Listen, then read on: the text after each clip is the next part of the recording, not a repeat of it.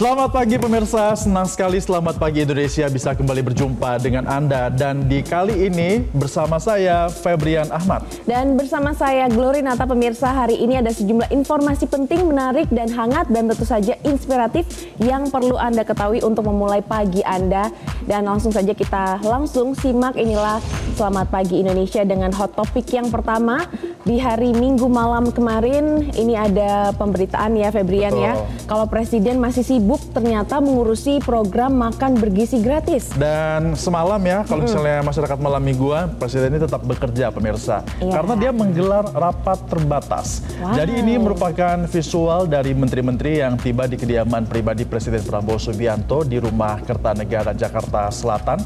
Kita lihat nampak ada Menko Pangan Zulkifli Hasan, ada juga Menkes Budi Gunadi Sadikin, sampai dengan Kepala Badan Gizi Nasional Dadan Hindayana. Nah, para menteri ini pemirsa, ada juga Menteri Sekretaris Negara Prasetyo Hadi mengatakan bahwa Presiden Prabowo Subianto telah menginstruksikan jajaran untuk meningkatkan kualitas dari pelaksanaan program makan bergizi gratis. Pras juga bilang kalau seluruh satuan pelayanan pemenuhan gizi atau SPPG ini harus mengantongi sertifikat laik higien dan juga sanitasi atau SLHS yang ditargetkan ini harus bisa selesai dalam hitungan beberapa minggu ke depan. Glory, artinya ada gerak cepat ya dari Presiden. Ya, betul.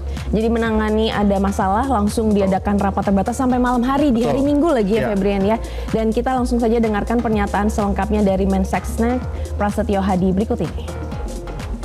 Terus terang berkenaan dengan masalah MBG, sejak kemarin beliau mendarat di Halim, kemudian memanggil beberapa menteri khusus untuk berkenaan dengan masalah MBG di BGN. Kemudian juga beliau langsung memberikan petunjuk-petunjuk terhadap perbaikannya, sehingga hari ini dipimpin oleh Menko Pangan, kita mengadakan rapat di Kementerian Kesehatan untuk tadi bahwa yang paling utama adalah keselamatan anak-anak kita gitu.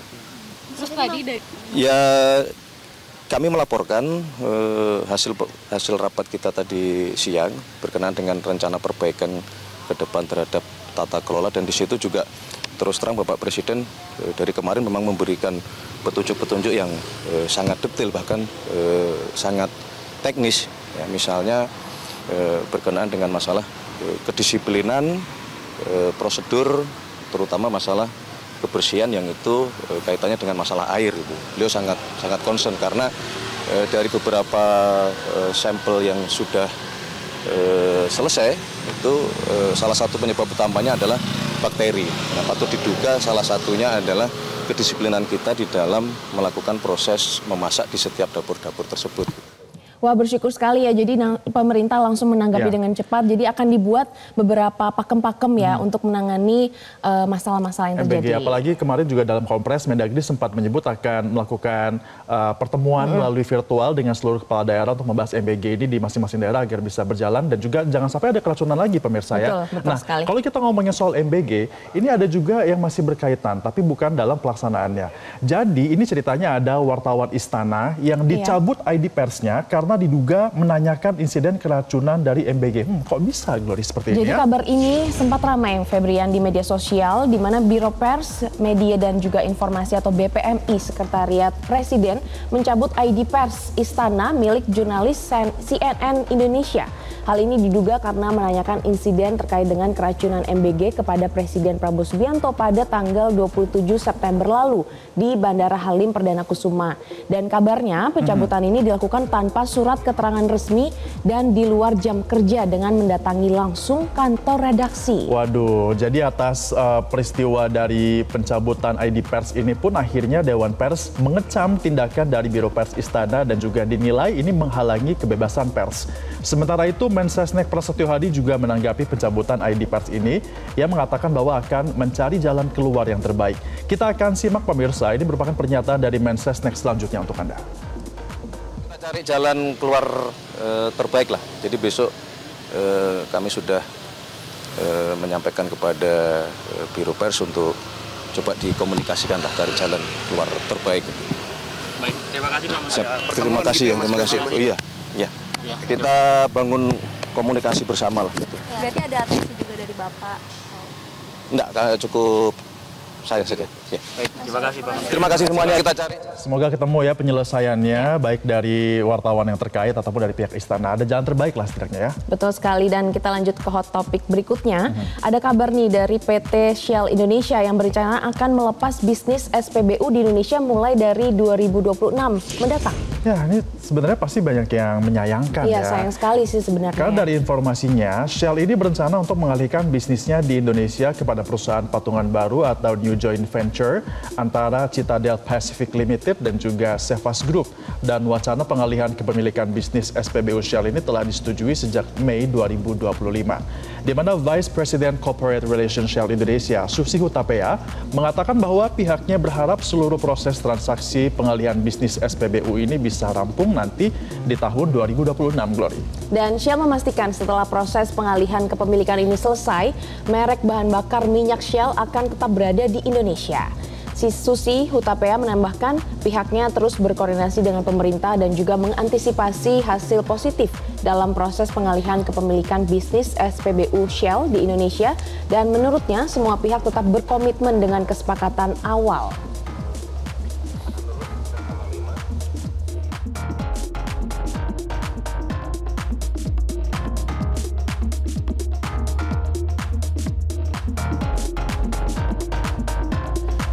Kalau menurut Febrian gimana nih dengan adanya joint venture ini? Jadi semakin ini ya, sebenarnya bisa memberikan lagi pelayanan Shell, walaupun itu hanya brandnya aja yang ada, bukan dari pusatnya langsung. Tapi kalau misalnya semakin sedikit SPBU-nya, makin susah juga untuk cari calon di darat ya. Iya, benar kalau di darat susah, mungkin di udara bisa ya, Gloria. Iya. Tapi harus hati-hati, apalagi untuk Anda yang mungkin suka di udara melalui para layang ini, harus berhati-hati agar tidak mengalami kecelakaan seperti yang dialami oleh pilot para layang asal Singapura.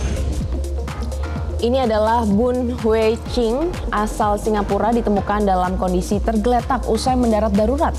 Ia mengalami kecelakaan saat mendarat darurat di daerah pelosok persawahan di Kabupaten Sumedang, Jawa Barat, di mana petugas ini langsung memberikan pertolongan pertama, kemudian memandu korban dan membawa korban ke rumah sakit untuk diberikan penanganan medis lebih lanjut. Insiden mendarat darurat pilot para layang ini terjadi saat berlangsungnya kejuaraan internasional para layang yang diikuti oleh 120 pilot dari 18 negara.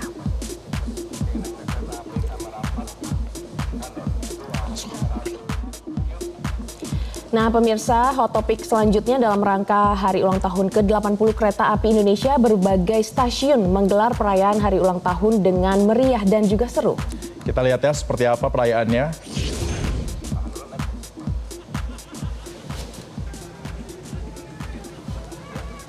Nah, ini merupakan suasana fashion show busana adat Nusantara di dalam gerbong kereta api yang sedang melaju dari stasiun Gubeng, Surabaya menuju ke stasiun Tulangan di Sidoarjo.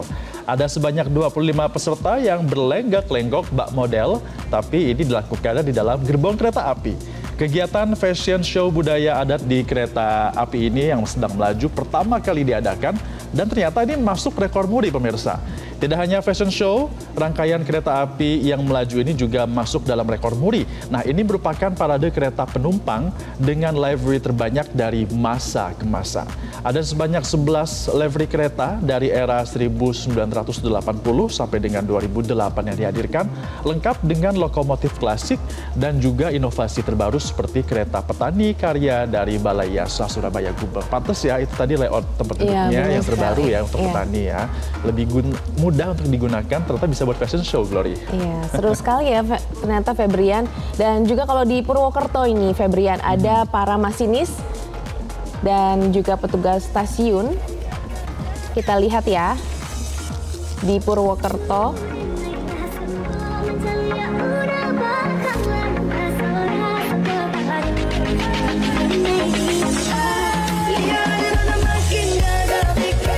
Nah, itu tadi menyanyikan lagu Tabola Bale ya. Ini flash mob ternyata mereka, Glory, di sini ya.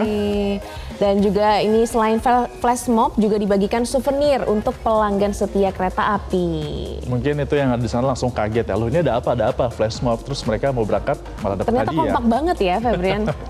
Semoga selain kompak kegiatannya, kompak juga pelayanannya untuk masyarakat.